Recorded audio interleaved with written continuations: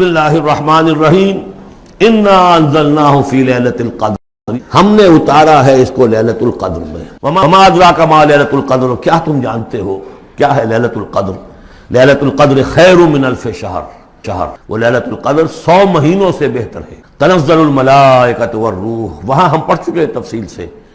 ہر سال میں جو کچھ ہونا ہوتا ہے اس کے فیصلے ہو جاتے ہیں۔ فیہا یفرق کل، لیلۃ القدر اس شب میں سب فیصلے ہو جاتے ہیں، اگلے سال کیا کچھ ہونا ہے، اور وہ فرشتوں کے حوالے کر دیے جاتے ہیں۔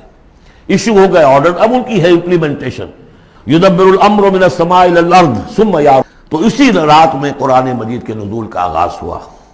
تنزل الملائکۃ والروح فیہا باذن ربہم، اس رات میں اترتے ہیں فرشتے بھی، اور الروح روح الامین، روح القدس، وہ کہ چونکہ ان کا ذکر عام طور پہ علیحدہ اس لیے کیا جاتا ہے جو ہم 2 دفعہ پڑھ چکے ہیں۔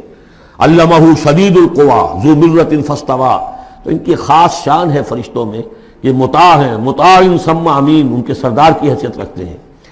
تو تنزل الملائکۃ والروح فیہا باذن ربہم، اپنے رب کے حکم سے، من کل امر، ہر امر، جو سارے فیصلے ہو چکے ہوتے ہیں آئندہ سال کے، ان کے بارے میں جو ہے ان کو احکام دے دیے گئے ہوتے ہیں۔ فیہا یفرق کل امر حکیم، یہ ہم وہاں پڑھ چکے ہیں۔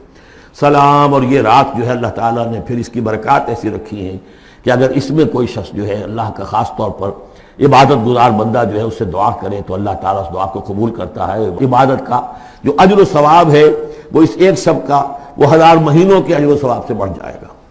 ہی حتی مطلع الفجر، یہ فجر کے طلوع ہونے تک یہ رات ہے۔